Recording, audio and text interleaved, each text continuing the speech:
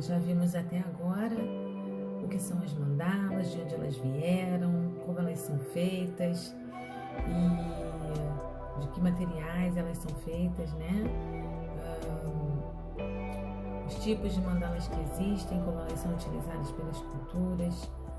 E agora nós vamos falar um pouco mais de Jung, que trabalhou com as mandalas, né, na área psicológica, como terapia, e vamos falar também um pouco da utilização das mandalas na educação e no processo terapêutico.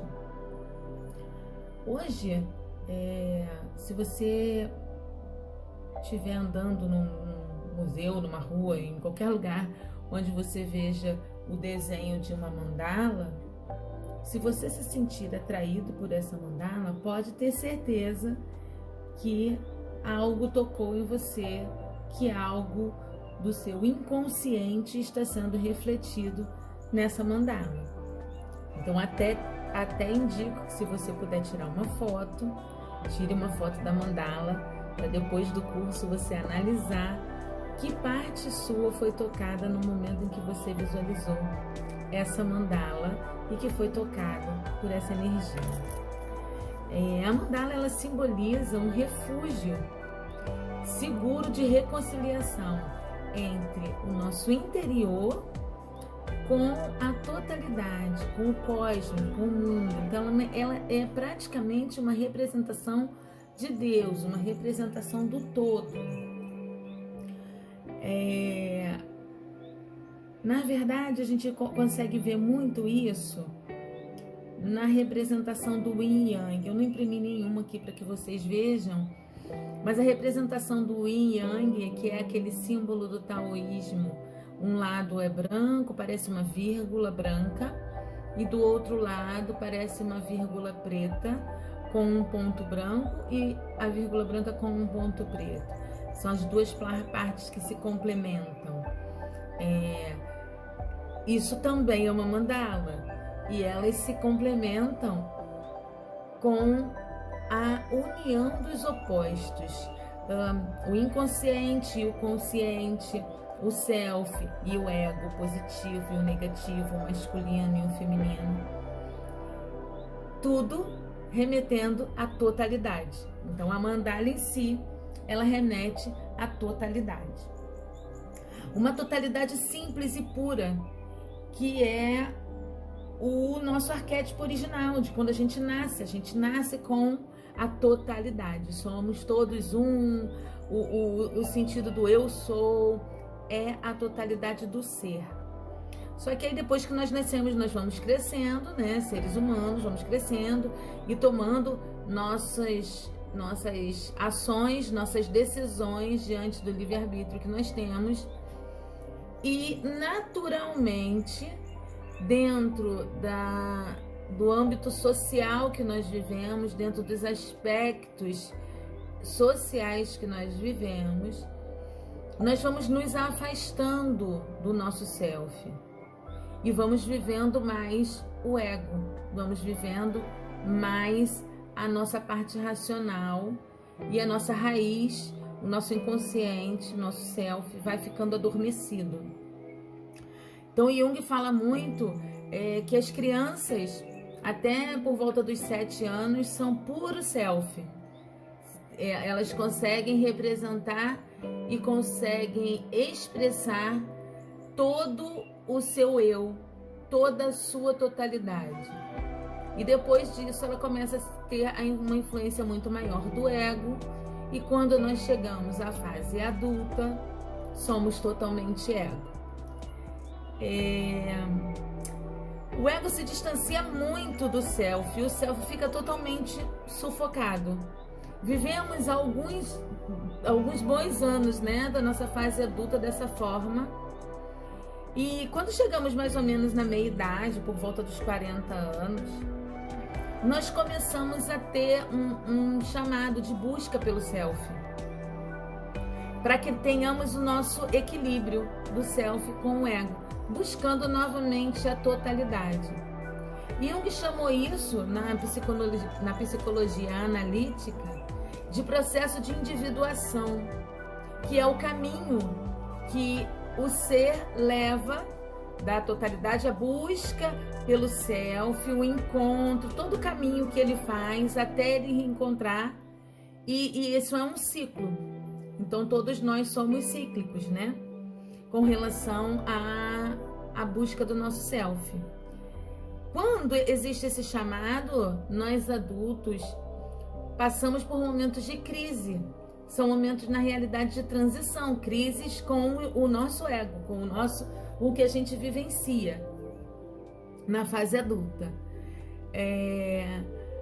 Essas mensagens do nosso self, elas surgem através de sonhos, elas surgem através de desenhos, para quem se expressa artisticamente de alguma forma, através de palavras, quando a pessoa consegue ter um ambiente onde ela consiga expressar o que realmente ela sente em seu interior, acontecimentos do dia a dia, sinais, né?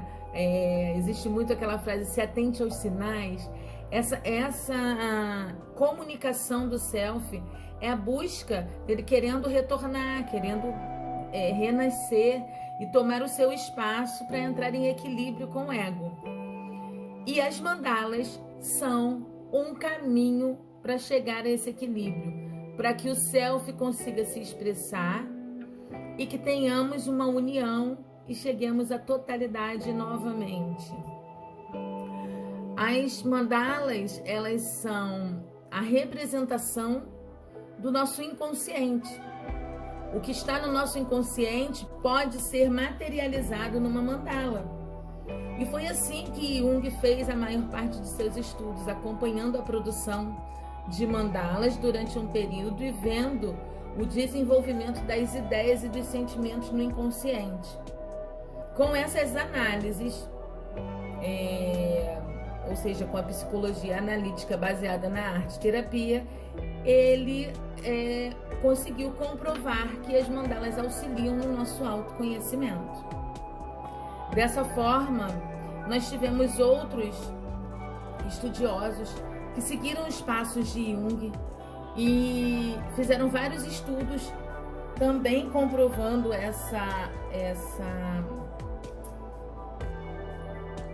uma pausinha para água.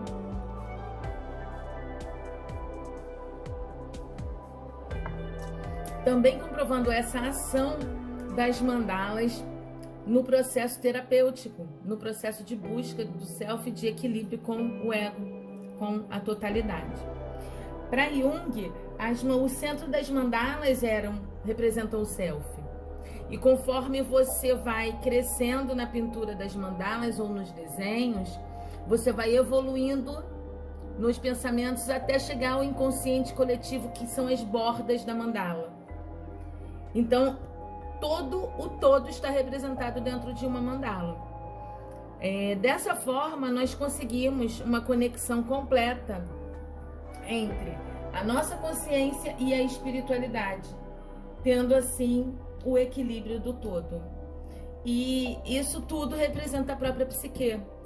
Alguns profissionais, como a John Kellogg, a Nise da Silveira, no Brasil, foi uma das maiores representantes do estudo das mandalas. Ela utilizou a arte-terapia livre.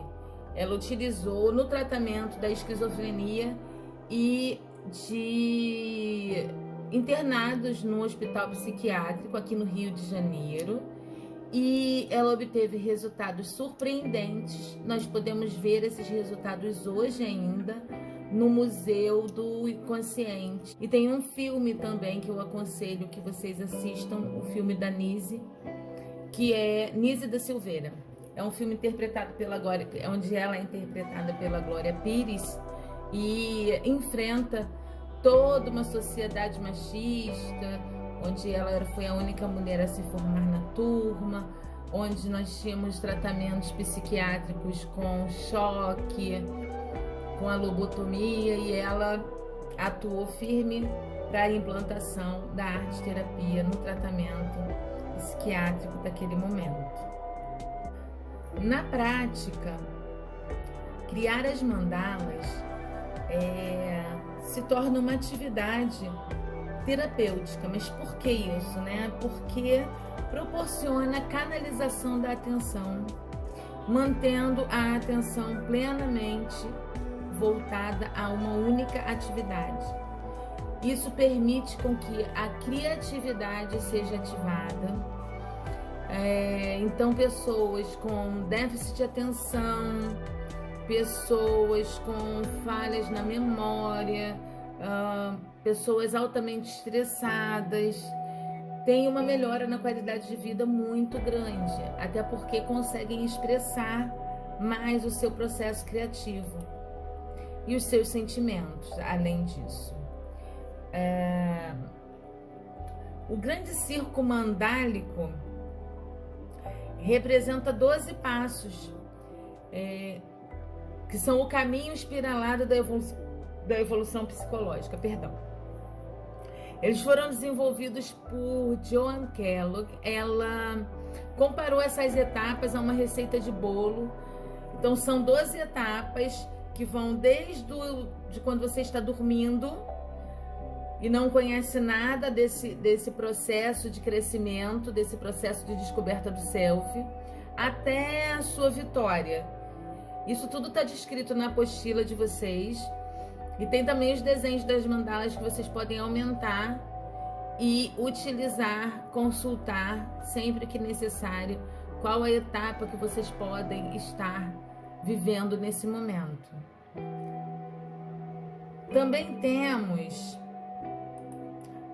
a utilização das mandalas na educação infantil. O que as crianças aprendem trabalhando com as mandalas? As crianças aprendem as formas geométricas, aprendem sobre as cores, aprendem as diferenças de tamanho. A produção das mandalas acalma as crianças, mantém as crianças com foco e a concentração totalmente voltada para aquele momento, para aquela atividade. Auxilia também a desenvolver o seu sentido de independência. Como?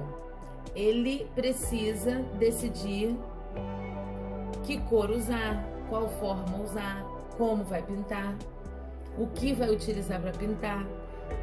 A tomada de decisões é muito mais estimulada numa obra de criação de mandalas.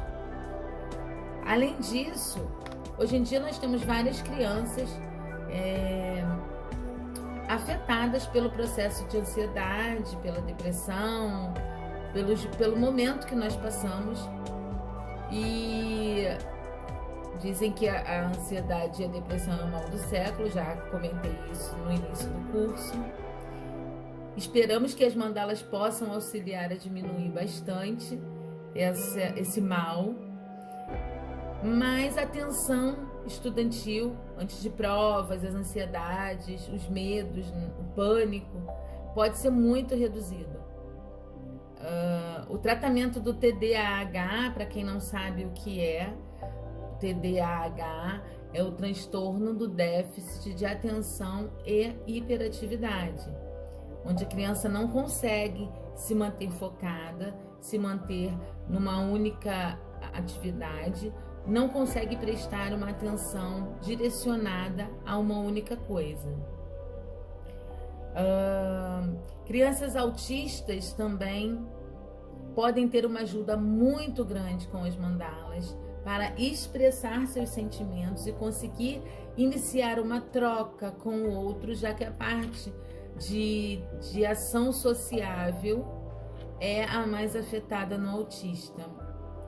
A aceitação da diversidade e do diferente também é muito estimulada nas crianças através do uso de mandalas. Quando elas produzem as mandalas na escola, seja desenhando, seja pintando, fazendo colagens com vários tipos de materiais, ele aprende que pode ser individual, ter a sua individualidade, utilizar seu livre-arbítrio, fazer as suas próprias escolhas e utilizar essas escolhas da forma que melhor lhe vier à cabeça e conviver com as escolhas dos outros, sem que isso seja um motivo de crítica. Então, esse é um grande feito dentro da arte terapia, dentro da utilização de mandalas. Imagine uma série de mandalas onde todas as crianças possam expressar seus sentimentos, seus movimentos inconscientes e conscientes através da pintura, da arte de alguma forma, e que possam conviver com todas as diferenças. É um grande aprendizado para desenvolver a quebra dos paradigmas de tabus e preconceitos que nós mantivemos durante tanto tempo na nossa sociedade. Alguns professores utilizam a mandala em turmas agitadas para que diminua, né, aquele frisson de turmas mais exaltadas, porque ela acalma profundamente. Os benefícios das mandalas, eles estão assim, muito além do que as pessoas imaginam. O fato do relaxamento quando você está criando uma mandala, quando você está pintando, esse é inevitável e indiscutível. Mas a concentração, ela especificamente é canalizada de tal forma que traduz o seu inconsciente. Então, o estresse físico e mental é praticamente zerado com a atividade de criação de mandalas.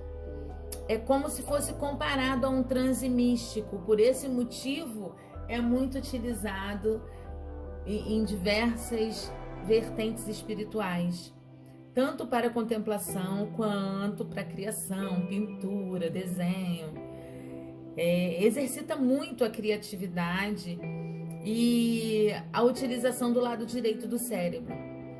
Nós utilizamos mais o nosso lado esquerdo, que é o nosso lado racional, de cálculo. Se nós pararmos para pensar que quando adultos utilizamos mais a parte do ego e deixamos o nosso self adormecido, sabemos que a nossa parte criativa é a parte do sistema límbico, responsável pela nossa memória, responsável pelas emoções, a expressão das emoções.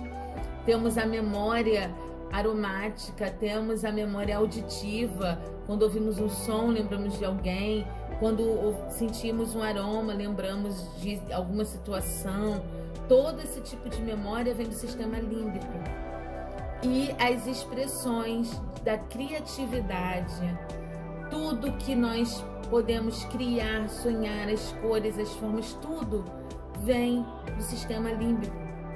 É extremamente desenvolvido quando você pratica a criação de mandalas.